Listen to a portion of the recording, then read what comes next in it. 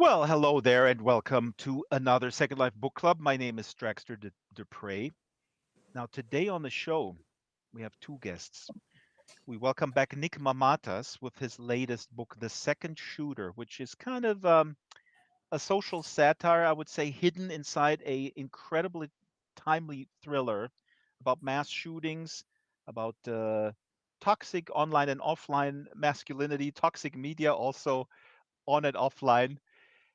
Nick is punching right, but he's also punching a little bit left, quite frankly. We'll ask him if he disagrees with this statement. There's a Hunter S. Thompson wannabe at the center of the story, and he's investigating the phenomenon of the second gunman.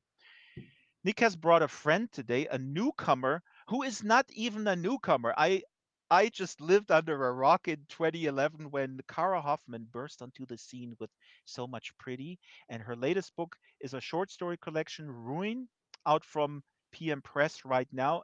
Absolutely incredible world building in stories that are sometimes as short as 5 pages, multi-textures. I thought, hey, wait a minute, this is a book, 104 pages. I get through this, in a day. No, so rich, so dense, like an eclair. Oh my God. Uh, anyways, but I had to reread everything to discover the nuance, to flesh out these amazing worlds full of people I feel I once was, maybe still am. Anyways, you probably ask yourself, why are we in a blue hallway? Um, well, I'll tell you, we are actually in a multiverse IKEA, and there's a reason for it. The IKEA, the IKEA. Let's just walk. Oh, wait a minute. Here, look at this.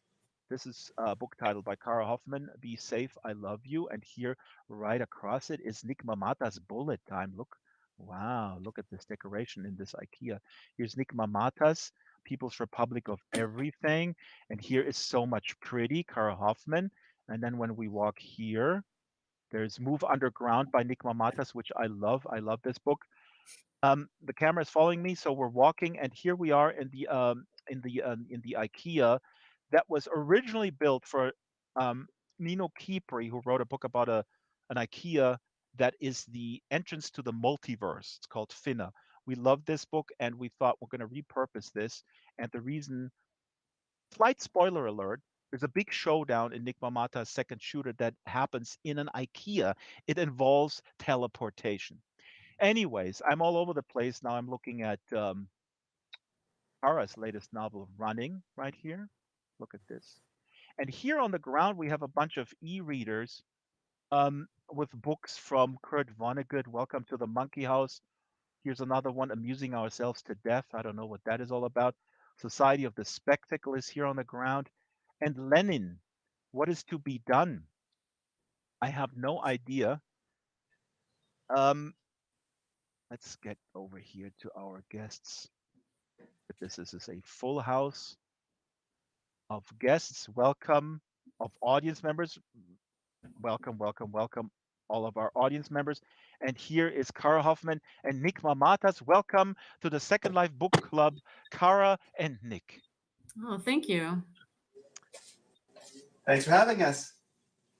It's an absolute pleasure. Now, um, how do you guys even know each other? Nick, why did you recommend Cara? Um, I can't say That's a gotcha question right off the bat. Because I invited Nick back to, he was, are you want to come back? You want to bring someone? And then Nick said, yeah, Cara Hoffman. I want to bring Cara Hoffman. So why Cara? well, I think about 10 years ago, I was reading a little magazine, and it had a little box in the corner saying, "Oh, our occasional contributor, Cara Hoffman, has a new book out, or has her first book out." And I read the book, and it was amazing. And then social media being what it is, I connected with her about 5 years after that, Hmm. and then we started working on a project together called the Anarchist Review of Books. And then her book Ruin was announced, and it seemed just like a good time to have her in. Matter of fact, the Anarchist Review of Yeah. Books, we'll talk about this later too. It's you, if the camera can cam around a little bit. This is very cool. This is a publication that is only in print, and we have it here lying on the ground. You can see the current cover. Now, Cara, how do you know Nick? Do you know him because, um, well, he said he approached you, but did you guys connect because you live in Athens and he is of Greek origin? No, it's interesting. I think I first read Nick's work. I'm trying to think of the book. I've read everything, but I think the book that I started with actually was I Am Provident, Hmm. and I I really loved the book so much. And I remember writing Nick and saying I that it was such an experience reading it, and it made me feel like I was his friend in real life, not just on Facebook or something. And then he was putting together an anthology at the time about drinking and writing, which included drink recipes. And so he asked me to be a part of it, and having been both an avid drinker and an avid reader and writer, was very excited about that. And then what was that called, Nick? Mixed Up, I think. Big And stuff. Mixed Up, yeah, and we did that. And then again, working on the Anarchist Review, which is only, I mean, we've sort of been social media friends for a while, but then have been working pretty seriously on the Anarchist Review these last 2 years together, and just also reading Nick's work and being very excited uh, about knowing another Greek anarchist, as that's kind of my people. That is so awesome. Now, and I had to think about the most superficial introductory question that I could think of, and then I came up with like the connection must be Greece and Athens. So because we're here feeding the spectacle, right? Are we not? This is all Nick's book is all. This is what I see the connection between these two books that I read this week. Nick's book is would you agree that that it is a satire wrapped into a thriller, or is it a thriller wrapped into a satire about the spectacle, about social media, about the madness that we all encounter every day, where posting is more important than performance is more important than anything else? Hmm. It's definitely more of a satire than a thriller. A lot of the books I've written over the years have basically been weird contractual obligations. Hmm. So when Mikey says, "Oh, you should write a commercial thriller," I'm like, "Oh yeah." Or when I had somebody else saying, "Well, why don't you write a fantasy novel about a knight?" "Oh yeah, I guess I will." Many readers have said, "Oh, this feels like you've met the requirements for whatever we're told to do." Do But you get a lot, it's but very then tricky. do you get Very like do you get suitable. like some real nasty reviews of people like, hey, I thought this was a thriller, and then there's some weird stuff that's not even real, and then they're talking about I don't know, Guy Debord and Marxism and stuff like that in the all the way through, and I thought this is about people shooting each other. Do people like feel cheated when they buy this book and they want their money back? Or they Yeah, by all now the they time. know So that you're definitely the don't buy cheater. this book. Thanks. Okay. I will say that the reviews like that have been even shorter than your comment now. There's be like, "What the hell is this?" The end. 1 star. Cara, do you have reviews like that too with your book? I mean, like I mentioned before, the stories are hitting home for me, and they all have women at the center, and I'm a man, and I feel so heard and seen by your little stories. By little, I mean short, by these very sort of short stories. The- I can imagine that people. I haven't read your first book. I'm reading Running Parallel. I hope to get it done over the next week. But do you, do you have that same experience about reviews? Well, I don't pay that much attention to any of it. And I recently got off all social media. So I don't really know what people are saying about Ruin. And, in the past, I think there's been some expectation. I can understand what Nick is saying, because when I wrote So Much Pretty, it was sort of a literary experimental novel that had suspense, slightly, I guess, like not slightly. It's a suspense plot in it because it was based on a murder that I covered when I was a young reporter. And there were people who were definitely pissed off that they had to read literary work in it. Like, why is there a page description of the setting, that kind of thing? Because they were Not used to enough plot. it had been marketed. The book had been very, very heavily marketed because it had been a lead title at Simon and Schuster, so it was heavily marketed to everyone. And they tried to hit the sweet spot by making it as both suspense, literary suspense, but it's Because there's a murder, more right? There is a literary. murder at the center, and they go like, okay, this is a suspense thriller, this is a crime thriller, and the crime, and it's about solving that crime, and Sure, except without it's all that. written, yeah, except it's a non-linear narrative.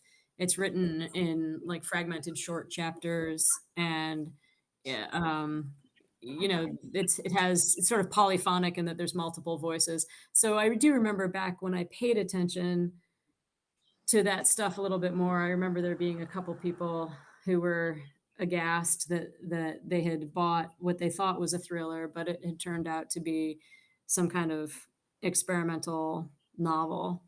Um, but it did okay.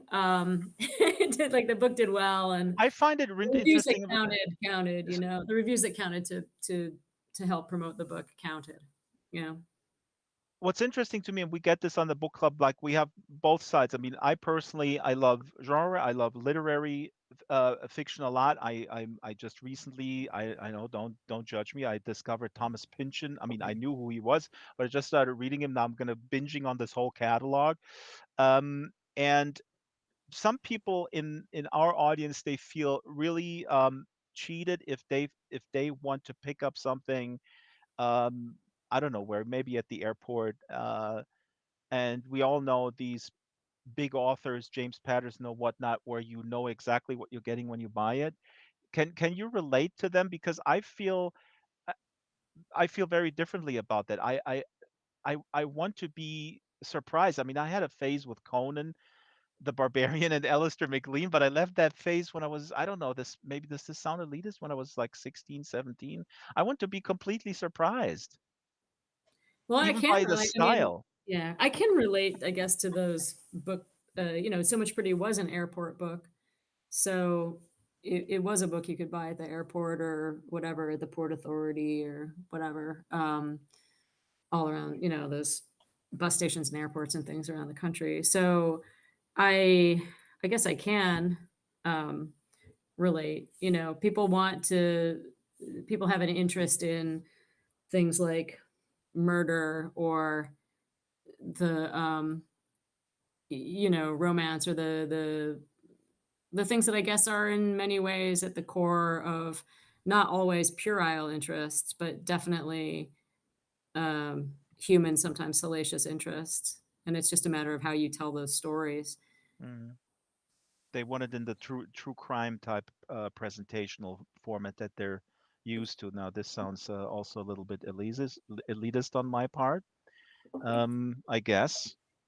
And if you like that, there's nothing wrong. But to try put a different form onto a existing genre or format can be quite refreshing. Well, I'm kind of excited to get outside of that kind of stuff, right? To get away from the labels and to be able to be working on something that I feel, I mean, especially with Ruin, that is kind of both wholly off the hook, and yet I think it's somehow more accessible to folks now because I feel like we're all living this, not yet post-pandemic, right? Sort of in the midst of the pandemic, in the midst of environmental collapse, in the midst of all kinds of various, uh, I don't know what you would call them,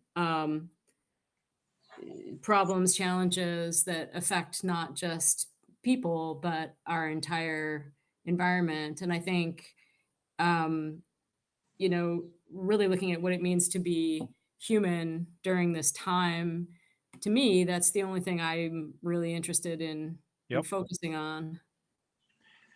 Absolutely. But the stories are, and again, I mean, I cannot recommend this book highly enough. And Nick, we're going to get to you. I cannot highly recommend both these books. But Ruin is challenging in the sense that you need to do some work in your sort of imaginative engine in your brain, and that's why it's, I mean, to me anyways, it is so rewarding because you have this unbelievable ability to conjure up these worlds with very few words, with very precise language, but it leaves a lot of stuff to the imagination, which is what I enjoy. That's why I go to reading. But I can see people also feeling, and again, this is a topic that comes up almost every week, where they feel like I don't want to do that much work to I can just turn on the television and then it does the work for me, and I can engage with the same issues, the issues of the human condition, the issues of climate crises, and so on and so forth, and sometimes even in a well done, I don't know, new series on Netflix or whatever. I don't have a television, but how would you actually, the concrete question would be here to both of you, how can you bring people maybe back to reading or appreciate reading maybe for the first time vis-a-vis all this plethora of other entertainment options out there? I find that so difficult. I guess I don't. I mean, sorry to keep talking, Nick. I know you haven't. Maybe you should answer this question before me. But Nick is my chewing Go his ahead, go chewing ahead. gum. my quick response is I don't care if people read or not. I don't care about bringing people back to reading if they don't want to read. I don't care about introducing them to reading if they're not interested in reading. I mean, to me, writing and reading is the only technology that I need, and I think it's the most sophisticated technology that we've got going. The idea that we can have these, these lines, these marks on paper, Mm. right? And that we can translate those into images, and those images and ideas and thoughts that we can contain are thoughts that are, it's a kind of time travel, it's a kind of speaking to the dead. To me, I don't think we need any other technology. This is beautifully said. Thank you, Cara. I'm going to clip that and put it back into the spectacle, which you cannot witness because you opted out of social media, as you said, stated earlier. Nick, you want to comment on this? I also don't care. Damn, I don't, you guys are maybe bad. I don't not so poetic about reading and writing as the fundamental technology of humanity, but I also don't care whether people read or write or read my books or read any books. If they're happy with what they're doing, that's fine. I mean, I read a lot of books and I write books, and I I would say about 95% of my television watching is professional wrestling. So I can't. Yeah. As So it's opposed not like to I'm saying, non-fiction. oh, television is ruining society or social media is ruining society. What I am suspicious of, though, if we're talking about bringing people to reading, is if they are readers, what are they reading? Uh-huh. Mhm. And I think that's something that's a more interesting question. Well, there are statistics. I mean, that's a good point because when we talk about bring people back to reading, that's not. I mean, I mean, I'm not getting paid to do this. I'm just sort of an evangelist by nature, but people do read a lot of crap. I don't want to dunk on James Patterson or what's the other guy with the Illuminati? I always forget his name. Dan Um, Brown? yeah, I mean, if you enjoy this kind of stuff, that's cool, but I find it quite lacking. I'm not even talking about that. I'm talking about people who are very rich reading life, but who don't read any books. Right, exactly. They only read Yeah. online texts. Oh, I see what you're saying. Right. That's what people refer to, I think, as secondary literacy. I heard at a term. Those are people who are not reading any type of uh, literary text or nonfiction or book. They read basically spreadsheets and skim through articles online. That's right. Is- They read bullet points or Right. and not to dunk on fan fiction, but I've certainly met people who read a ton and they consider themselves readers, but they've not read a book written by a writer in a long time, but they only read what their friends write Right. about their Yeah. favorite characters. Ah. Mm-hmm. Mm-hmm. And I think like the bigger crisis, and I mean, maybe it's connected to literacy, is a crisis of the imagination. Yes. Not being able to think your way um, into anything new, or um, experience thoughts that are, I Challenging, no, not even just challenging, but I mean, beautiful, uncomfortable. beautiful, strange, Hmm. interesting things that aren't sort of pre-made. So I think, there really is a crisis of imagination. That's the thing that, and however that gets addressed. And I do think we should remember too that writing, people were upset about writing, right? Because storytelling used to be actual storytelling where people would speak to one another. So Hmm. writing really was this kind of amazing technology. And we should also remember that writing was something it originated so that people could keep lists of, basically lists of products, right? Commerce Hmm. is the reason that This was the old school professional managerial class. They invented writing for keeping spreadsheets. kind of, yeah. Yeah. And it's lovely They that already destroyed the narrative, Cara. We're already dead for thousands of years. What are we talking about? well, yeah, right. But it's lovely that it evolved into this other art. And I think we don't know where these other arts and these other technologies are going. And I'm just saying that for me, this is where I am. I think, Nick and I've had this conversation before about you know literacy and people not reading novels or stuff like that, and being a novelist, it's like being somebody who plays the harpsichord or something like that. Like Right. you know, eventually there won't be the same kind of interest in it. But again, I don't care. I'm happy to be a hermit alone playing the harpsichord if that's what it comes to. If you're just tuning in, this is the Second Life Book Club with Cara Hoffman and Nick Mamatas. Actually, Stephen Thrasher just I am said, what's going on? Cara is live and said, well, yeah, you're talking about a crisis of the imagination. Meanwhile, you're a frog dressed as Michel Foucault in a replica of a multiverse IKEA. I think there's plenty of imagination going on right now. And I do want to give people a little taste of the writing. Your book Ruin start the first story is waking. I'm fascinated with how to put a sequence in an anthology or a short story collection. This is perfect. I mean, I could have chosen any of the stories, but maybe this is the perfect one. I'll ask you why you thought it was the perfect one. So just want to read this little excerpt here. This is how it starts. After the boys had taken their flushed faces and the lingering spirits of their breath down the steps and back to the car, we would stay up and watch the black and white films we had made, projected against the gray cement of the basement wall. It was as if the night were only just now starting at 1 or 2 in the morning, and we were suddenly entirely ourselves. And this is how Kara's book Ruin starts with the story Waking, which said earlier, I don't know if it's the shortest one, but it's 5 pages. And to me, this hit home. It's about discovering the world, your place in it, and dreaming big and dreaming of freedom. But then a second later, realizing, wait a minute, it's probably going to be completely confined for me. Um, so, Cara, why is this the first story in the book?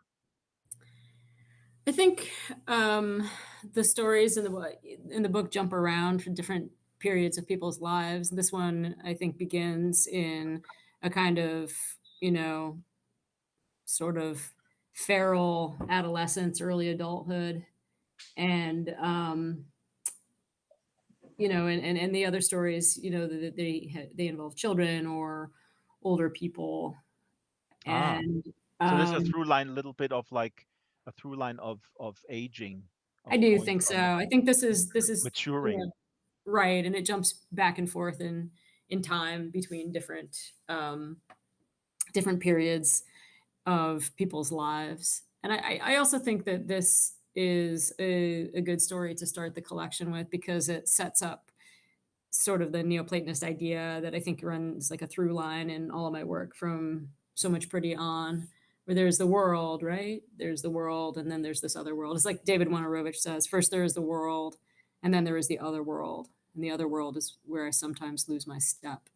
And I think, there's the language we use around what things are, and then there's the reality about what things are. And this story, I think, sets that up nicely as one of the through lines that you're going to be seeing through the rest of the stories. Now I gotta jump back and forth again. As you can tell, this is sort of my style because, and Nick, you could answer this too. I'm fascinated with finding out what drives people, what their motivation is, where their imagination comes from. I'm at the same time when I like something a lot, and I'm a musician by training, so with music it's different. I like to dissect music. I like to find out what are the building blocks, so then I can sort of, do it myself and compose and whatnot. But with writers today, Cara, I broke out in cold sweats because in some ways I didn't want you to demystify the process. And this is also not what the show is about, really. I mean, it's not an academic, exercise. Please break down your process and tell us how do you come up with this and what do you then, take out, and how do you create these multi-layered and these textures and blah blah blah blah blah. But my question to you, do you go on panel discussions about that? Do you like it or do you hate it, or is it somewhere in between? I mean, is it a chore for you to have to explain how how you make stuff, how you create? Yes. Well, now I know why you're that frog. I understand. I understand everything. I mean, this must I can I understand. So I'll try to make it less painful. Is it painful right now on a scale from 1 to 10, like a doctor coming to your bed and say, okay, if I hit you on the knee, what's the pain level? So I'll promise you, you don't have to demystify the process. Nick, how about you? Do you like to explain how the sausage is made? Well, it's mystical to me too. It is a mystifying process while I'm in it. Hmm. As they're all actually mystical things, are mystifying to the people who take part in it. Hmm. If you ask a Greek Orthodox priest, what's going on during the liturgy, he's like, I don't know. It's a mystery. Yeah, well said. It's where the Well word comes said. from. Yeah. But I can tell you because I saw a 6 minute a piece on CBS Morning on the internet, where James Patterson was visited by the reporter, and James Patterson has a whole system, and he has it all figured out. I think we should stop talking about James Patterson. I I think think he's so too. getting too much press here. We're not talking about James Patterson's books. We're talking about Nick's book and my book, and everybody reads James Patterson. So let's And James just Patterson he has a system because he only writes one book. right, exactly. How do you write 3 books a year? It's the same book. But we That should makes it stop easy. using his name. Even You're right. it's The not. YouTube algorithm is going to recommend this to James Patterson readers, and then they pick up a Cara Hoffman and a Nick Mamatas book. But your point is well taken. So let me get back on track. Nick, your book is about the second shooter, the second gunman thing. Quick 15-second anecdote. I was a news director at a small NPR station in California, and my boss told me I can give away about 3 hours local programming, and I have to sort of supervise the local people coming in. I have to show them a little bit how to record themselves. I have to edit and put it on the air. But we basically had 3 hours per week, in bad time, like middle of the night time slots, um, for regular local people to do their shows. So I put this out on the air, and I'm not going to name the town. The response was lackluster. Nobody responded except for one guy, and he was a JFK conspiracy theorist. And he said, "I heard on the air that you have 3 hours um, per week for local programming." And I go like, "Yeah, okay. Can I have these 3 hours to talk about the second gunman theory every week for 3 hours?" So that's what he wanted. That was back in 2002. Now, Nick, the second gunman theory. How did you uh, decide to write a book about that? It's just interesting to me when I read, say, I used to read a lot of the news, and I try to read the Wired reports from the, Reuters, the AP, that kind of thing, and you see how the stories change and are updated. Hmm. And invariably, with these mass shooting events, there's there might be multiple shooters. People have seen multiple shooters. And for the most part, there are no multiple shooters. I Sometimes wonder there if are. people know in the audience, Columbine sorry and to Sniper, jump in here, but do people know when we talk about the second gunman theory in the JFK? Absolutely, they absolutely know. I guarantee you, they know that. Okay. I promise. And if they say they don't, they're lying because they do know. They can do so many We mass have an shootings. international audience. We might have Greek people in the audience, but go ahead. Well, they're very conspiracy minded, so they're going to know as well. Uh, And so, just because of the combination of things like echoes and the police shooting back, and people being terrified, and eyewitnesses not being very observant, often there are reports of, oh, there are people shooting all over the place, and people just sort of exaggerate. When somebody does something 3 times, they say, I did this 1,000,000 times. So early news reports often have second and subsequent and even more shooters involved in a shooting event than there usually are. And then the question is, well, why does the Wire change its stories? And for the most part, they change them because new facts come in evidence and they change them. But sometimes they don't, or maybe sometimes they don't. Mm-hmm. And so I was very interested to see reality before and after mediation, before and after the media frame it. And this is not just a conspiracy where the media are lying to you or propagandizing, even though they do all of that as well. But just because in the pure fact of the matter, Wire stories change. Mm-hmm. What was news is now gone, and they've changed. So I was interested in that phenomenon, and it led itself to talking about mass shootings. And I've written about shootings before. The book Bullet Time is also about a school shooting event, and I've just been highly interested in them for 20 years now. the amazing book Bullet Time. Mm-hmm. Yeah. Absolutely. And the And second shooter sounded like a good name for a book. I mean, that's why, when you ask about demystify this, okay, well, things came to my mind and then I wrote them down. That's as demystifying as it can get. Yeah. now the Yeah. book is quite serious. I mean, with mass shootings, and there is a scene, and I thought like maybe we should reenact this in Second Life in real time, like a cold read or something, where there's this talk show host. I would say, I mean, it's kind of modeled on Alex Jones, I guess. Um, he's pretty crazy in your book, Chris Bennett. And Mhm. there is a scene where a middle schooler actually calls into the show right after a shooting happens, and where your main protagonist, this journalist from this lefty publication, is in the studio, and that is just an incredible dialogue, an incredible exchange with basically the a schoolgirl, the victimized here, and the right wing nutty talk show host, the lefty investigative journalist, and then two kids who are in there too by chance. I'm not going to explain the whole thing, but they post it on Twitter, and it's the spectacle is just completely nuts. And I mean, one of the things that is the through line here, and in some of your other books as well, is that it's pretty clear that, to me, that you're trying to express that the left needs the right and the right needs the left, Hmm. ne- to fuel each other in the spectacle. No. I don't know if there's a need, a necessity there. I think that happens, Right. but I don't know if the Let's put it that spectacle way. I is mean that. that this is I a don't know what fact the that cognitive happens. If body is. yeah, no, Yeah. it's a good point. Yeah.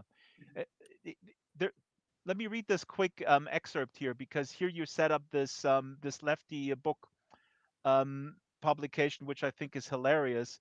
So here is this excerpt is about what the second shooter, or rumors of a second shooter, the book inside the book that is supposed to be written by this guy Mike Carras, um, how the publisher or how the editor wants it to be.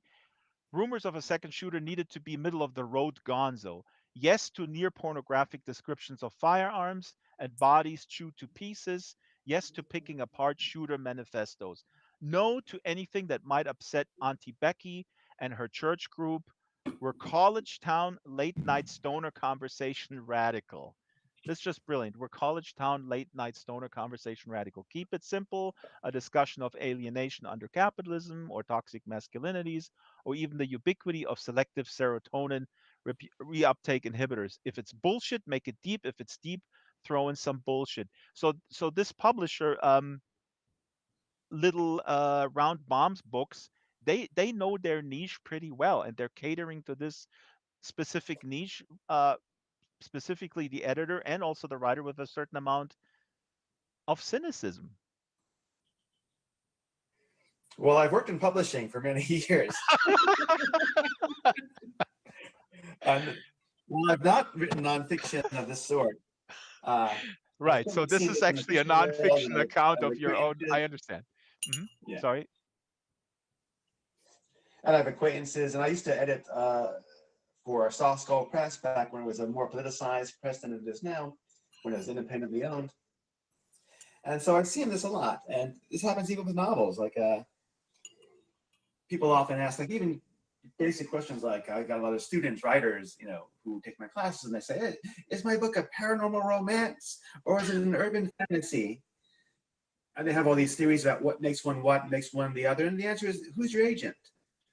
Hmm. And how does it get sold? That ends up with what shelf it's on, not anything about the text or the themes, really. And this is the case with nonfiction as well. When I was writing for the Village Voice as a freelancer 20 years ago, during the lead up to the second Iraq War with George W. Bush, I pitched an article about the anti-war movement and how there were two of them. There were two anti-war movements at the time, one of which was objectively pro-war. Right. Hmm. Right. Their slogan was "Justice, not vengeance," and that means war, but the kind of war in our terms. Hmm. Yeah. And I Interesting tried to pitch it replay right everywhere, and now. nobody would Sorry. touch it. Hmm. They're like, "No, we can't say that." It's like, why not? It's accurate. Here's some pictures. Here are some statements. But that's not what we're going for. And I did the same thing trying to write about Ralph Nader. Ralph Nader busted a union at Multinational Monitor. And that was a story that could not be told until such time as it seemed like Ralph Nader was going to get enough votes in 2000 to possibly damage Ford. Then everybody wanted the story. Hmm. Hmm. So these things, happen all the time. Even supposedly radical or left liberal publications like the Village Voice choose very carefully and cynically what they wanted to run. Hmm. So they're part of the manufacturing of consent as well, no Of matter course, and so how am I. small. Hmm. I'm writing a novel, and Hmm. I could have written a different novel, and I could Exactly. have had it changed or written differently, or made it more sentimental or less sentimental. But then, how I did will say, you? for example, you mentioned the character who you describe as a schoolgirl. Hmm. The character is actually non-binary, and this is the choice I had to make. Like, what do I do? How do I represent these people? And one reason why I made that character non-binary is one, it's a thing that's like an increasingly come from, and people are coming out as non-binary, so it's interesting to make a character that. But also because very frequently the first thing that comes to somebody's mind when they think of a victim is they think of a white girl. Uh-huh. Hmm.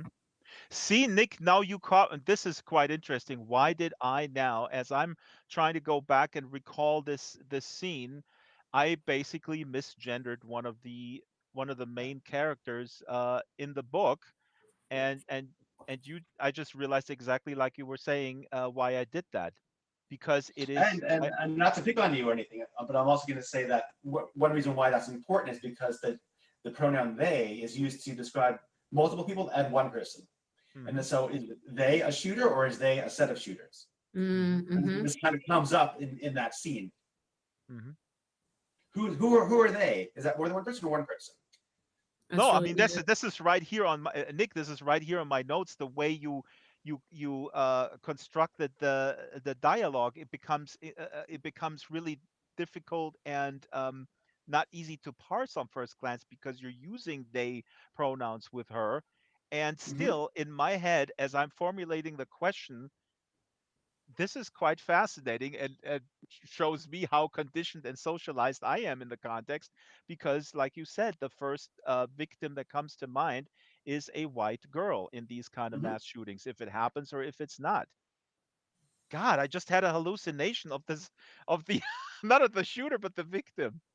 Yeah, Ah, crap. that's why I This, get the big bucks. but this is a question that okay. So quick um, question also to you, Cara. Then, because Nick, as you're pointing this out, I mean, how in your self reflection, how much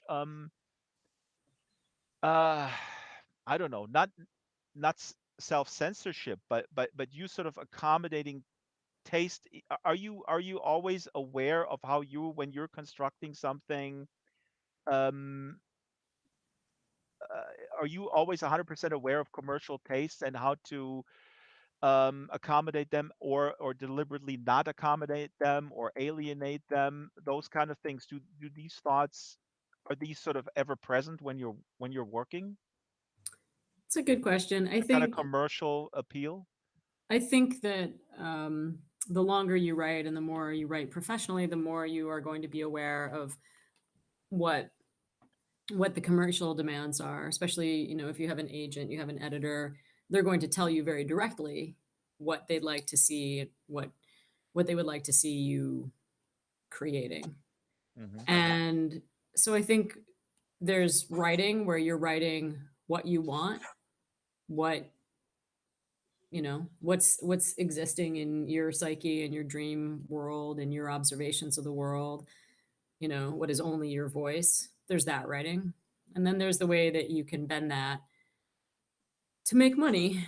And there are definitely times when I've bent that to make money, very deliberately, bent it to make money. Before So Much Pretty, I was um, not interested, in um, I was not interested at all in commercial fiction, and I was writing weird experimental stuff that was published on small anarchist presses. And then Hmm. I was in a situation where I needed money, and so I knew that if I capitalized on the murder that I had covered, and also writing again about mass casualty events, that it would be a book that would sell. And I was fairly confident in my ability to do that in a way where I could make money.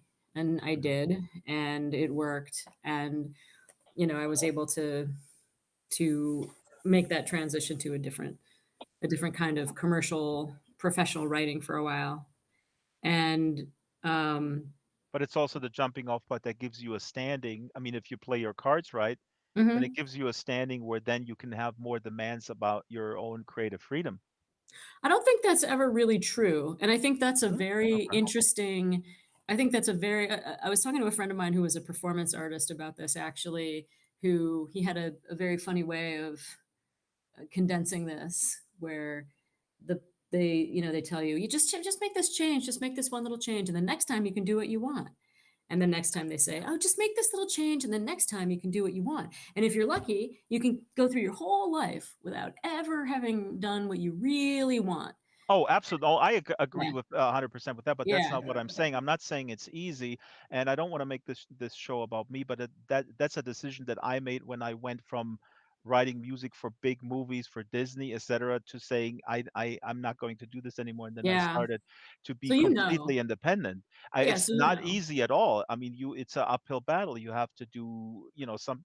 I mean, it's not for the faint of heart, but it's possible. I'm not I know what you're saying. I mean, these kind of small compromises where they string you along with sort of a carrot dangling in front of you and saying like, well, if you do this, then next time you have more agency and we'll let you do more. That I would say is for the most part bullshit. You have to do yeah. a very, very sort of you might be very lucky to put something out that is so unique that the powers that be say, wow, this person has this unique ability, and so we better not mess with the secret sauce, but that is extremely rare. Um, or you build it up over time, or you just make a radical break and you just don't take these jobs anymore. But And that's I think there's also I do enjoy writing within certain forms. I wouldn't I wouldn't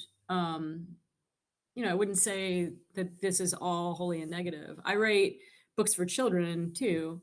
right. I write children's novels, and I love writing within those forms, and I love writing for children, and I love writing things that I mean, children are the best fans ever. They're the people who they read your work, and the way that they understand and interact with your work and the way that it affects their lives is entirely different from adult readers. And they're also coming to things, pretty honestly, like I like this or Yep. I don't like this. This affects Yep. me this way or it doesn't affect me that way.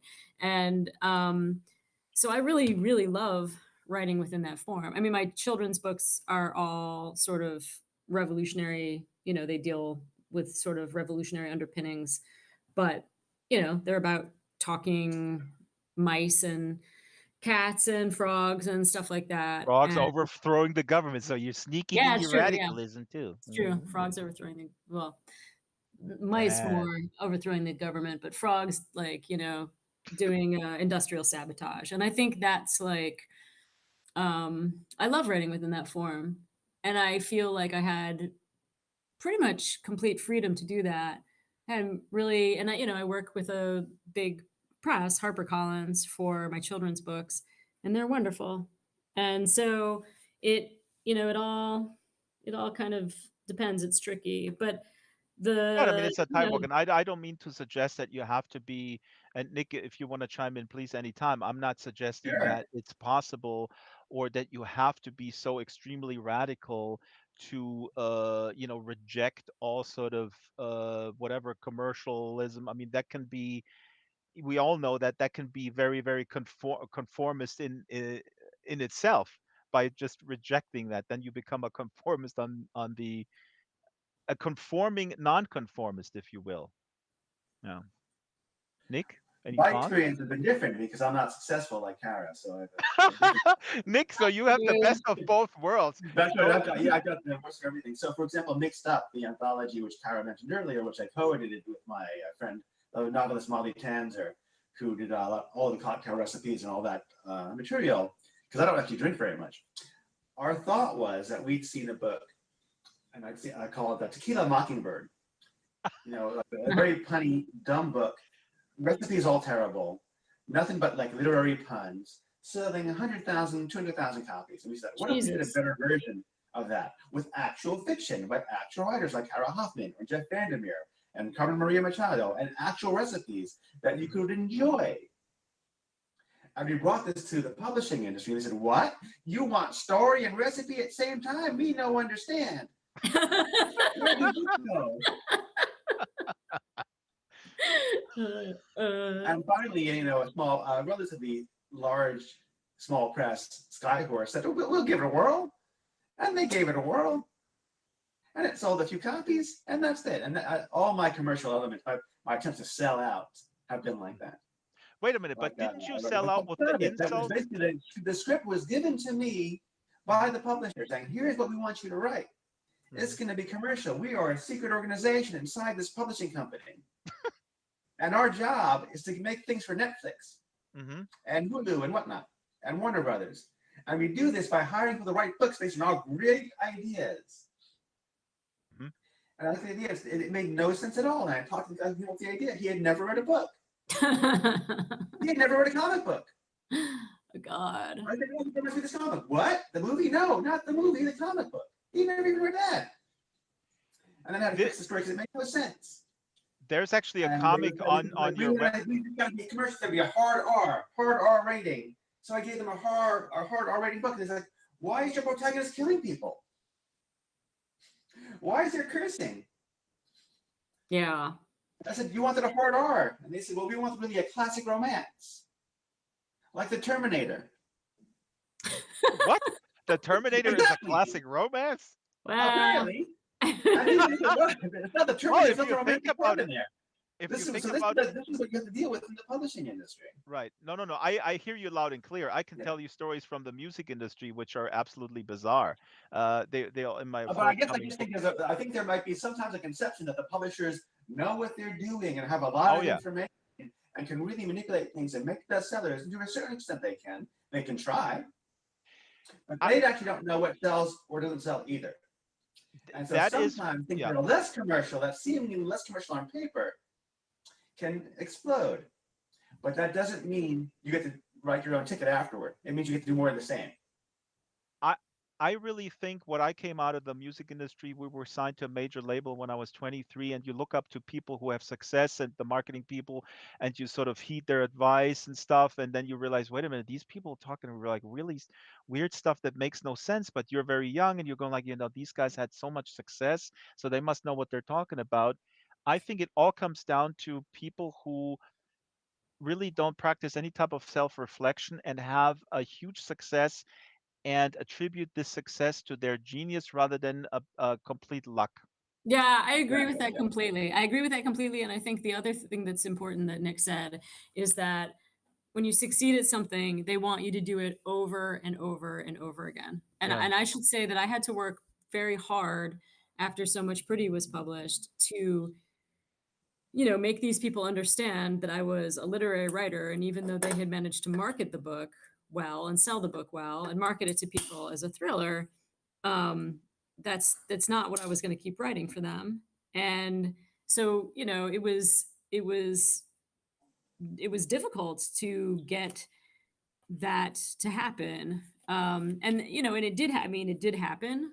Running, Simon and Schuster bought Running, and they paid well for it, and they promoted it, and it had a full page review in the New York Times, and it was received as a literary novel. And Mm, so it is possible, but was that was me kicking and screaming the entire way. And then mm, my editor left, and I had just was in the right place at the right time to be able to have Iris Silverberg be my editor for this, which could not, for Running, which could not have possibly been better because, it's a book about, queer people doing transgressive things in a foreign place. And so, obviously having the person who was the editor of High Risk Books come along and be able to, converge with that as I did was pure luck. mm, And pure luck that I managed to be able to slip back into people understanding, what my work really was and should be, and what I was going to be writing. And and then of course that editor left Simon and Schuster, as so many good editors do. And and I knew that this was like a moment where I could continue on in this way and have to continuously struggle, or um I could break out. mm. And but Nick's absolutely right. As soon as you do something that works, you're pigeonholed into doing that over and over and over again. The The irony is that a lot of people actually probably would say, "Hey, that's the best. That's awesome." Then I just, I phone it in. Then I, Oh, get which up is in the, fine, which yeah, is totally fine if that's what they wanna do. I mean, we're yeah, just talking about 2 different things, yeah, and I yeah, think, for some people, it's great, and I have friends who write. I mean, not to disparage thrillers or mysteries in any way. I have friends who write them and who enjoy them and who have, good gigs doing that, and, that's fun for them and they enjoy it. Um, but And they're not phoning it in. They're real believers in it. exactly, right. Yeah, there's exactly. not enough I money in used publishing for anyone to phone things in anymore. You have to really be Exactly. committed. I used the wrong term, but you know what I mean. I mean, I mean that people, just to make this crystal clear, when you find a formula that you're good at and you just keep repeating that is a sort of a, in a way, like a job security in your own head that I don't want to mock. If people like that, that's awesome. It happens in music and in any different form of expression. I personally would probably kill myself. I don't know. It's not very interesting, I guess, to do that, But right? remember, there's a mystification there too. Remember, the creation is a mystifying activity, even for people who seem from the outside to be formulaic. Yeah. I mean, Exactly. you can do Yes. that with anybody. James Joyce, what you writing about? Irish people again? Oh, Wait. you I don't even live say there that. anymore. What's wrong with the French people? Right? Everyone can be boiled down to some kind of formula. Yeah. I think, I don't know if I heard you correctly, but I think I did. So you're the one Greek guy in the roster of Rebellion Publishing, so that's good. Do they have another Greek guy, or you're filling that slot, Nick? I don't know if I'm in Rebellion Publishing. I did a book with them, but we'll see what happens next. Now, I'm not one of these people who's ever had like a 2-book deal, 3-book deal. I've always had we'll give you a try deal. ah, Or we feel so bad for making so much money, we're going to lose some money now. But pay a karmic debt by publishing you instead. That's been my publishing deals for the most part. I want to remind people that Nick also has a book which I actually also have in the shelf. It's called Insults. So he's like really, I mean, you're very broad in your publication history in terms of like style and subject matter. So Yeah, that's insults every man should know. And that was a book that, I mean, a lot of people who we were talking about, Cara's friend, the performance artist, saying, you make this one change and you'll spend your entire life never doing what you want.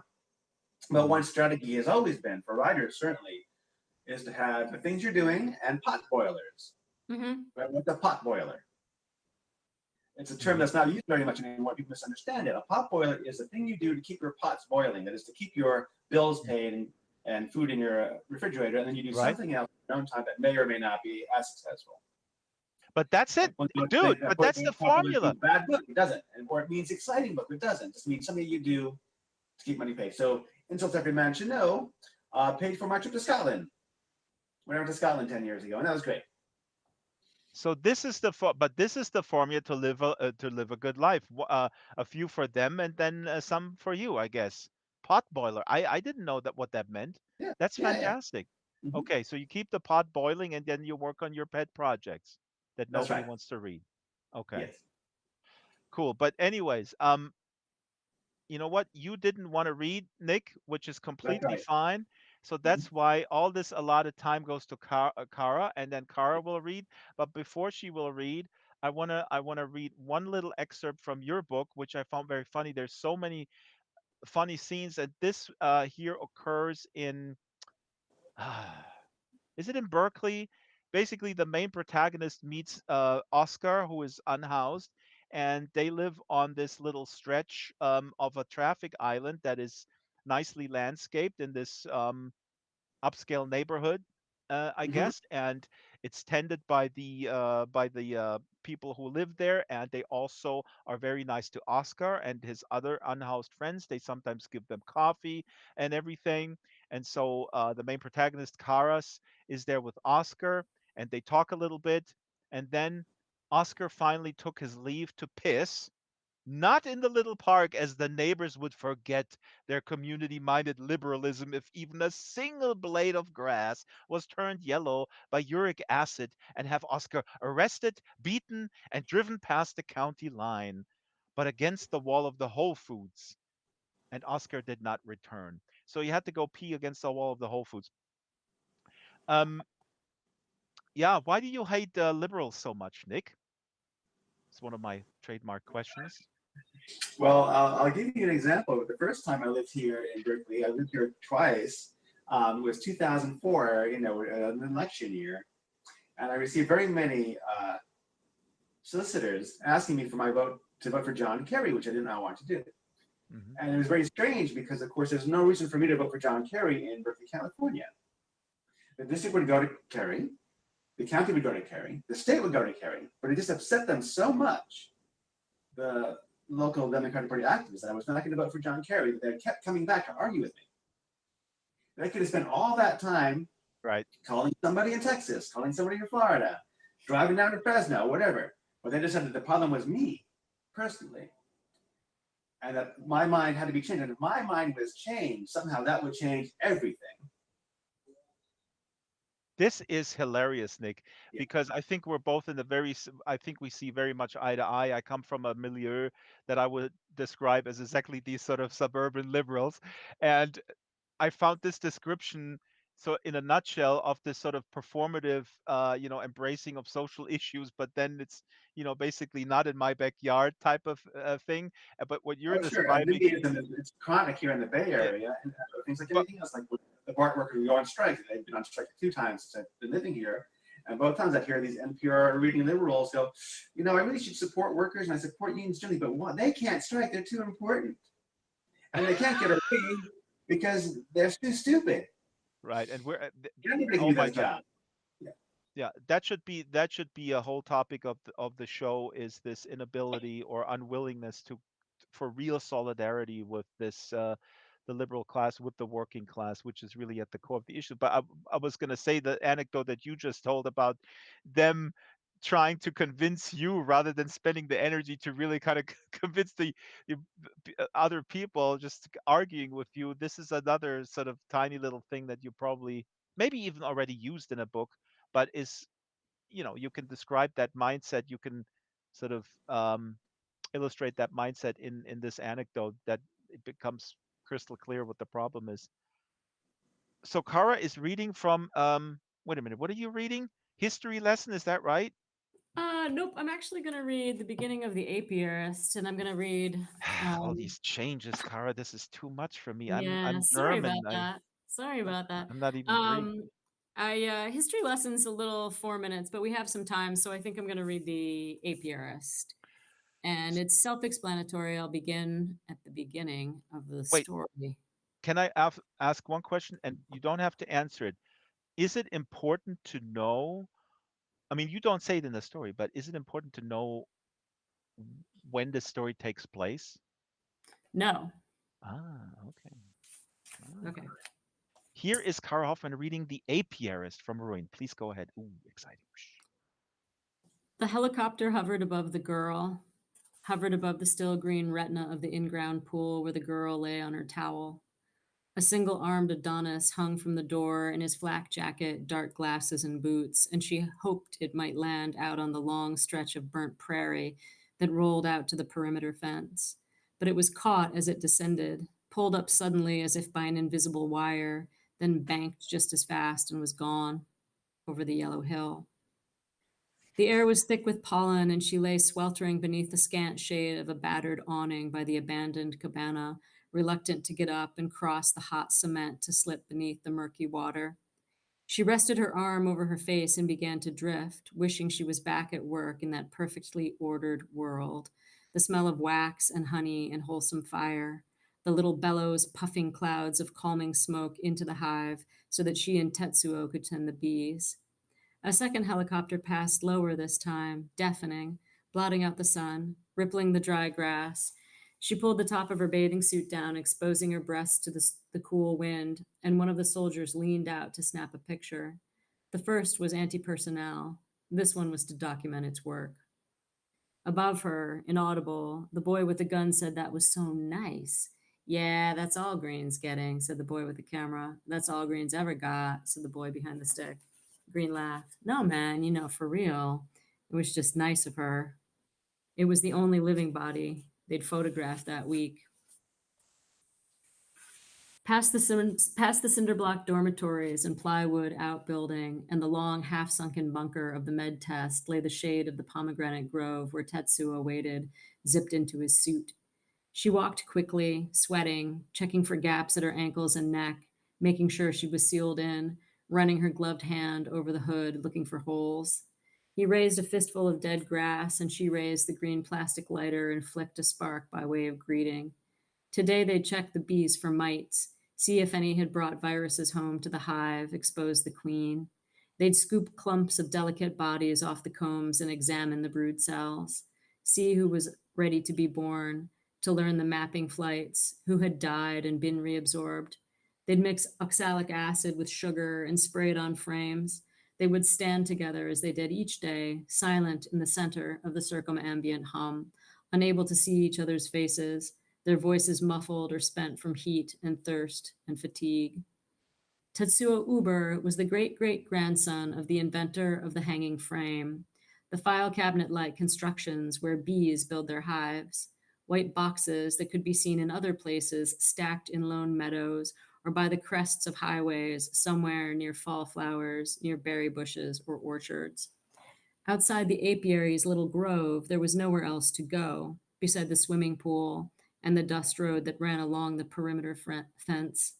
She took the job because she could work in the field instead of the lab, be outside, be visible from the air in case some kind soldier flying over had room for a passenger. If there was any dying to do, it wouldn't be done underground or in a crowd The thought of dying in a crowd was unbearable, and these details factored into the dysteleology that she somehow considered to be decisions she'd made, a kind of self determination brought about by fate, brought about by the narrowing of concentric circles of providence.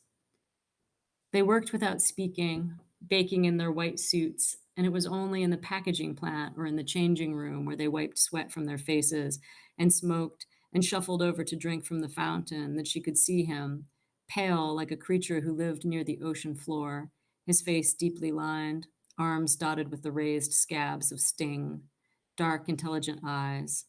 She handed him the shipping forms for a case of propolis, and he signed his name beneath hers, the percussive scrape of the pen like a match being struck. Her signature never appeared alone, was always followed by detainee number and housing block number, the same numbers which were stamped inside her boots and on the collar of her protective suit.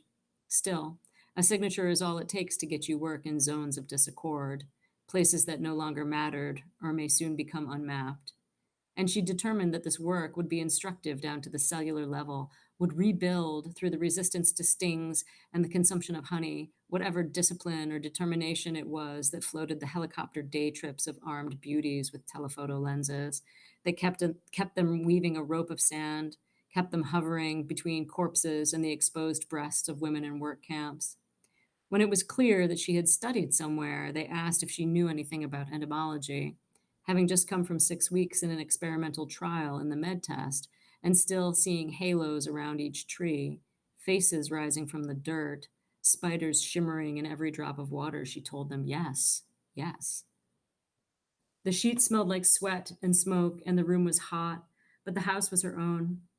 A particle board cube with a tar paper roof and cracked solar panels near an outcropping of limestone by the billets. Such freedom. At night, the big cats shrieked like wind. The stars were no different than before. Dreams were still landscapes of sex and food and cities, keys that worked, locks that broke, a getaway car, the ability to swim in the sky.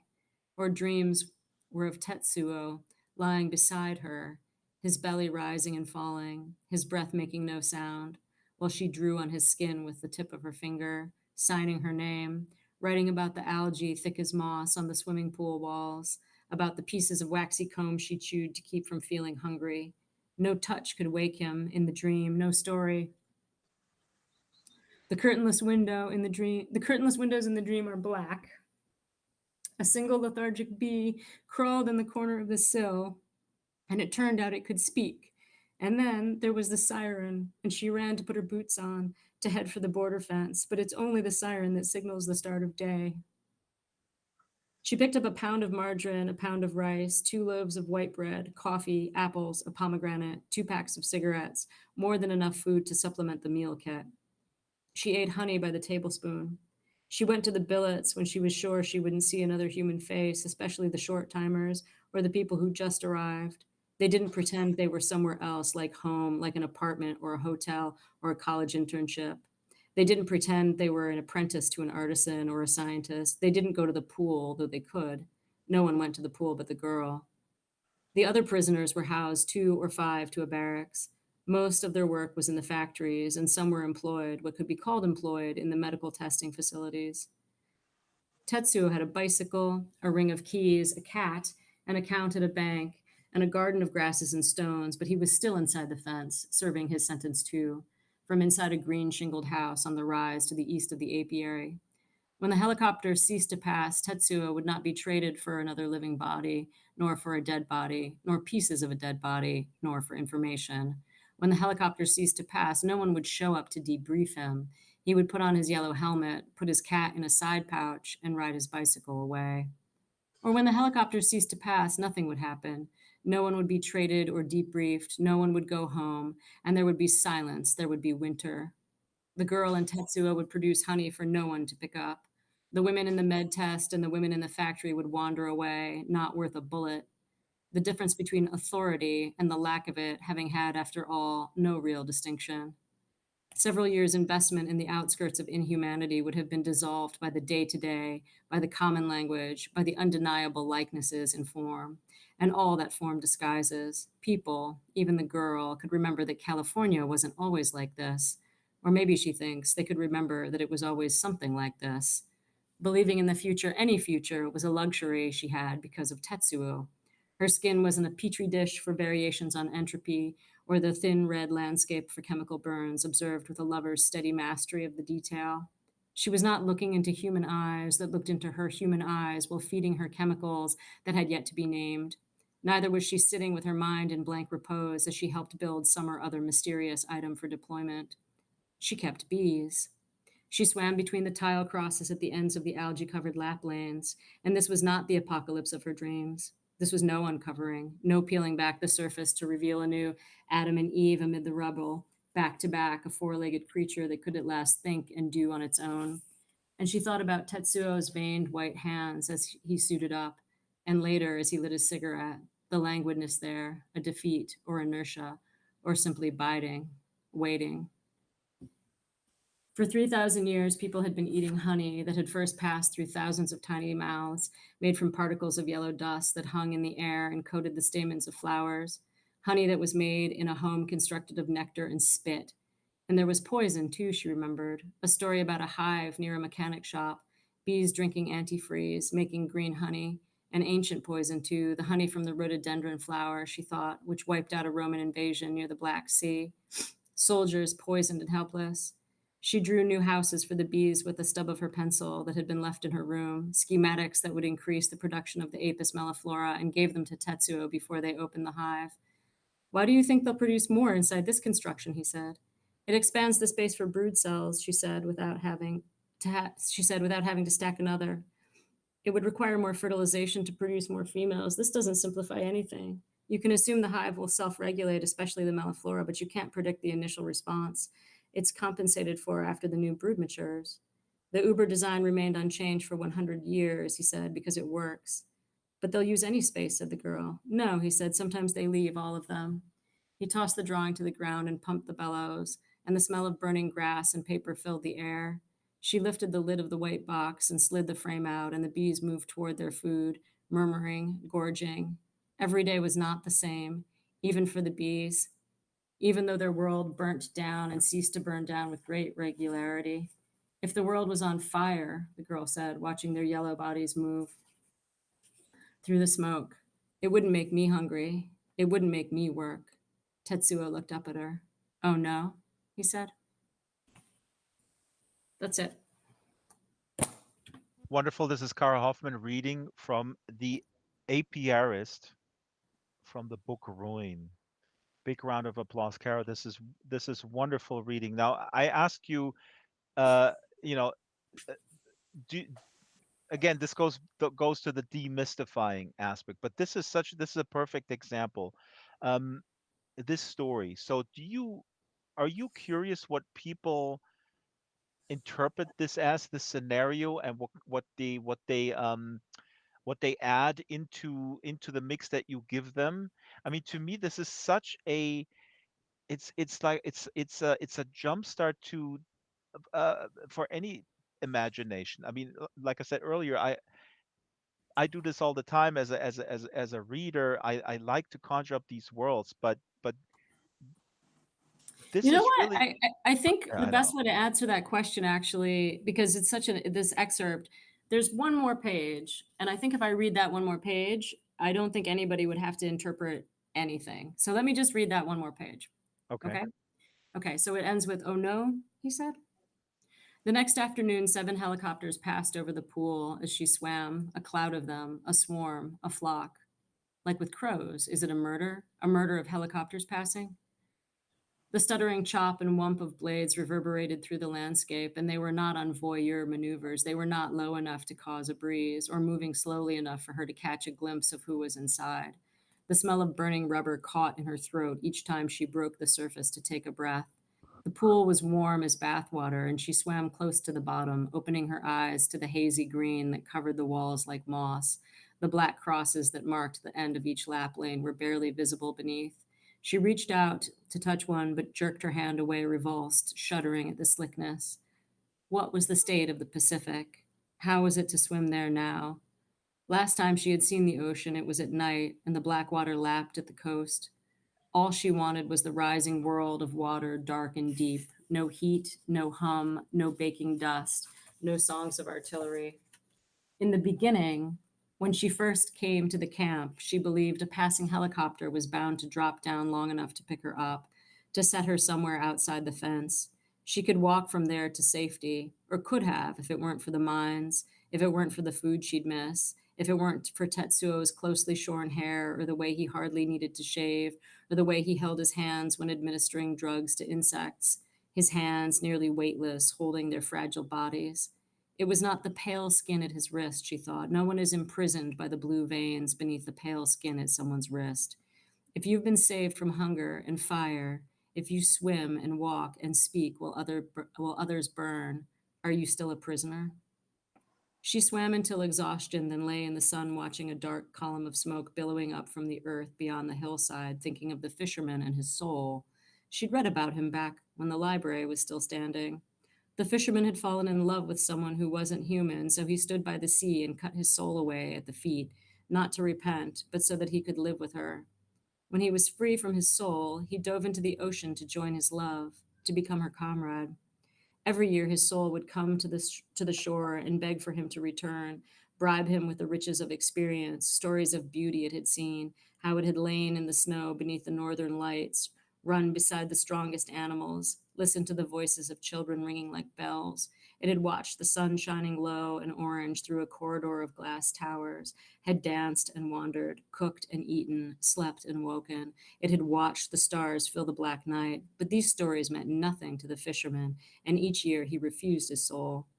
After many years of these stories, the soul came around torn and filthy, pleading, telling the fisherman of his thefts and cruelties and finally murders. And the fisherman listened no more, leaving his soul wandering, howling in rage and grief at the water's edge. How could it have done anything but beg and plead and kill without its heart? This, she thought, was the apocalypse of man. All soul, opportunistic soul, starving soul, gorged on blood until there is no more than weeping for its own form for reconciliation, pleading for the return of a thing that will make it do right. Once, stung inside her ear, the mean spike brought such immediate rage she screamed, toppled the hive, tore her hood off, and stomped it. Her jaw was throbbing, her eyes were burning, streaming. The tiny dart was still in her ear, a needle with an abdomen connected to it. Bees landed on her skin, and Tetsuo dropped the smoker at her feet, held her shoulders with gloved hands. He said, "Stay inside your body. When that happens, you stay inside your body." She'd always had luck, a corner of the public library instead of a bed, blinding white light that swallowed the street where she'd lived. No money to secure a trip farther than the edge of the ruined town. Without that kind of luck, she'd be dead now. Wouldn't have been picked up at all. Wouldn't have had a free trip to a tech colony. Without that luck, she might be rising in a column of oily ash. Hmm. Thank you, Cara. And don't get me wrong. I mean, I just find it fascinating in the sense if you feel. I guess my question is, does it concern you if people understand you? Here's an example. I just released a documentary which I thought was fairly straightforward, but also complex in its narrative form. Certainly outside of the mainstream, what people see sort of as mainstream documentaries. It was very well received. But I talked to my dad, who is a bright man, a smart guy, and he watches a lot of complex stuff, but he didn't understand anything. Um, So, yeah, I so don't. I mean, I think writing is an act of communication, and you write, with other people in mind. But I guess you write with other people in mind. I mean, you write with the idea that other people will read it at some point. And I don't care if everybody understands what I'm doing, or what I'm writing, or what my words mean. But I think the work always finds its reader, and I think the people who understand the work, they're able to find it. mhm.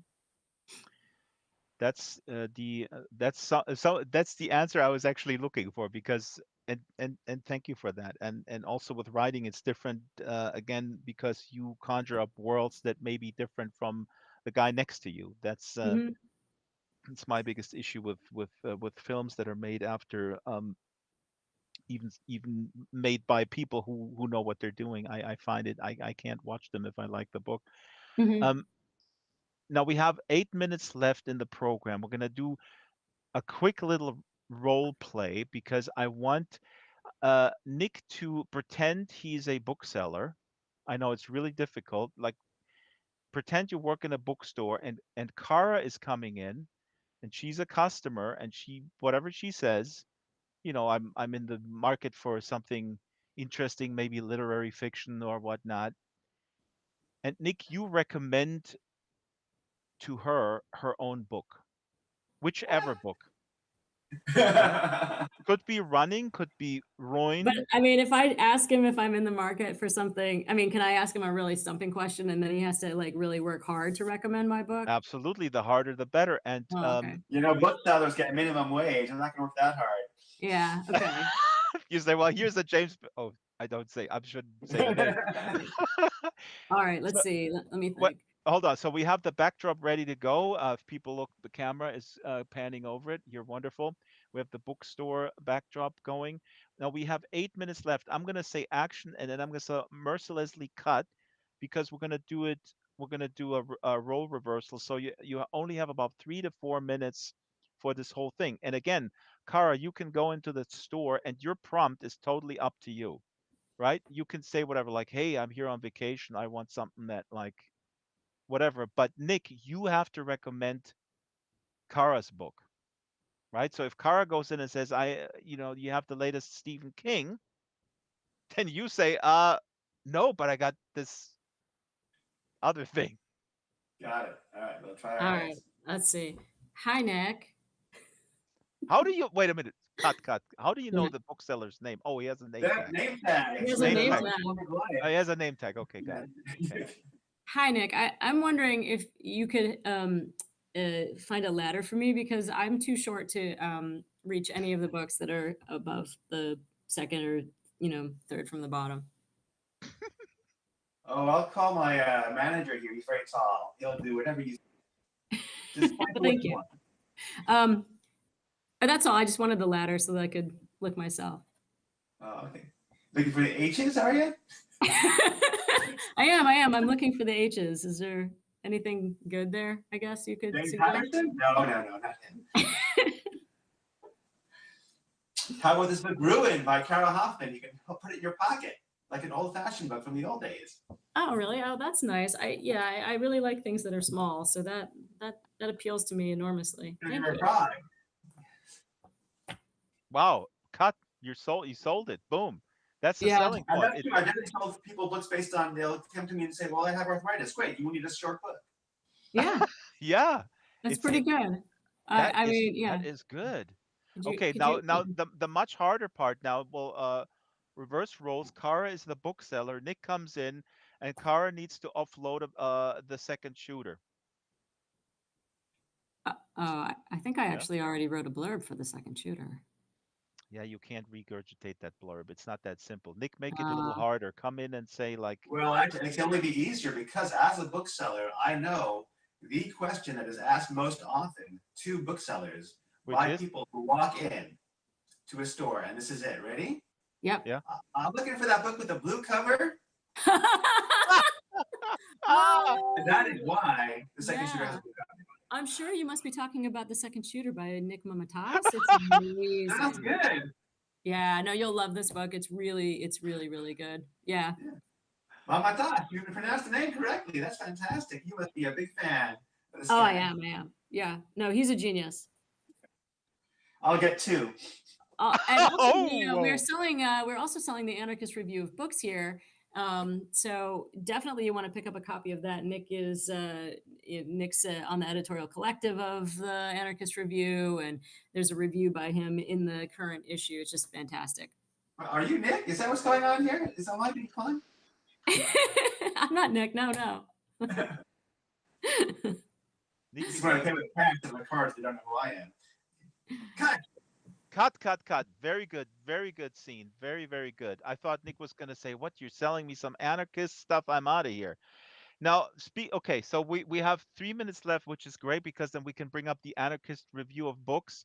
Um, Please, book display disappear magically, if I may ask. The book display. This was really wonderful, and you sold two books right away. Oh my God! Now, the anarchist review of books. Why do we need another review of books? It's awesome. It's in physical form only, and it's $10 for 2 issues. And I actually just communicated with, and the name escapes me now. What's his name? Mark, maybe? Could that be? Yep, Mark Lepson. Yeah, it's $15 to ship to Europe, so uh, the shipping is pretty good.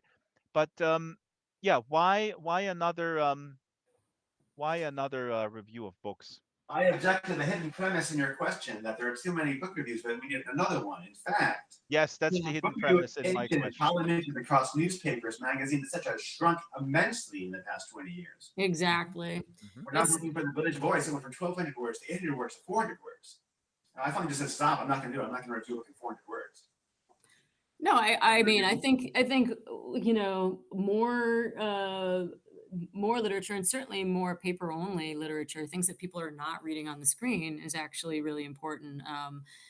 I think this kind of literary criticism, and if we publish fiction, we publish criticism, we publish reviews, we publish essays. It's we're addressing the crisis of the imagination, and we're addressing the sort of a priori assumption everybody makes that authority is necessary. So we're you know uh, non-dogmatic, What do intelligent, you mean anti-authoritarian. authority? Authority in the sense of having a sort of pedigree in reviewing books, being or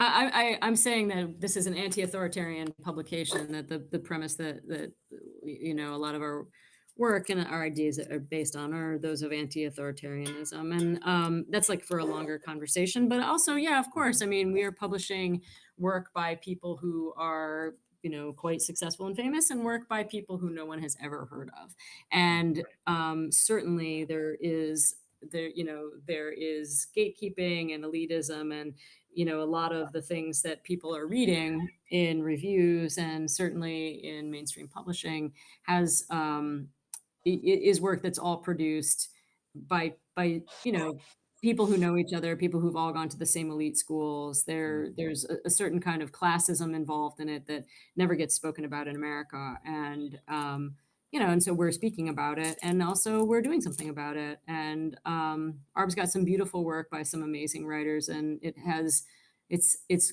gorgeous. The art that we've been having in every issue is, I think, just absolutely overwhelmingly beautiful. And we have had work by Dred Scott and Pope L, Ben Durham, and Mashani Landfair. We have it's just a beautifully designed, beautifully put together magazine that I'm extremely excited about working on, and very, very happy to be working on it with the collective of, certainly some of the hardest working, just great writers and dedicated anarchists. no, this is absolutely wonderful. So I'm going to get my subscription in. I know that at least one member of the book club has also subscribed. So this is a wonderful, much needed endeavor. And it is purely an anarchist publication in that every issue is a theme. And about halfway through, we always forget what the theme was. What? It's true. I didn't catch the last part. I have a hard time hearing, Nick. We have a theme. We have a theme. Nick is saying we have a theme. And it's truly an anarchist publication because we start out with a theme every issue, but we often forget what that theme is. So there'll be many articles that are on that theme. The theme for this upcoming issue is no borders, and the theme for last issue was class. And while you can find plenty of pieces about those things in those issues, there's also just a lot of sort of random, beautiful writing as well. Wonderful. Okay. This was a wonderful wonderful conversation. I hope you guys had a good time. Thank you so much for coming, Cara. Thank you so much for coming, Nick. Really, really wonderful. Very, very happy to have you. We're honored. I'm gonna run through the credit slides real quick and wrap up the program. Book club is every Wednesday, 12 o'clock Pacific time, SLT. slbookclub@draxtor.com is the email for the program. The show is produced by Isabel Sharon, Shyla, and myself. The location manager, master builder is Ruby. Avatars are made by Ruby and Bespoke Caravan. Research by Shyla and Monkey. And we have a whole bunch of sponsors, meaning these people make Second Life product and they give it to us for free so we can build things. And Cara got something forwarded and she emailed me, "Are you hacking my account?" Because she got a gift. And we actually had one guest once, he said, "Somebody bought something worth of $3,000 on my Second Life account. I'm Is that crazy or what?" And I said, "Well, wait a minute. First of all, these are Linden dollars. And secondly, I gave you these Linden dollars to buy it for your um, avatar." Uh, slbookclub@draxtor.com. I already said that. Please don't forget to tip the volunteer staff. The links to the calendar, the Discord, and all this kind of stuff is scattered around the archipelago on our three island archipelago. Now, next week is our second anniversary. So it's a very special show with some special guests. And we're going to tour the island, which now has maybe, I don't know, 100 or so um, book world. So that's next Wednesday. And then the Wednesday after that is, I'm happy to announce, a hero of mine, Sergio de la Pava, with his book A Naked Singularity was incredibly impactful to me. So that's 2 weeks from today. Thank you everyone for coming. And again, thank you to our wonderful guests um, who are now going back into their anarchist caves or wherever anarchists live. Thank you so much, Drax, for Thanks for having us. having us. I give this a good rating. I give it an 8 on the pain scale. So thanks so much. Pick Yeah, up the pick up thanks. also, I gotta say, if you go into a bookstore and you're only going in there for the blue one, for the blue book, also buy the buy the one that fits in the back of your pocket, okay? So both kinds, the blue one and the one that fits in the back of your pocket. Thanks, Goodbye, Drax. everyone.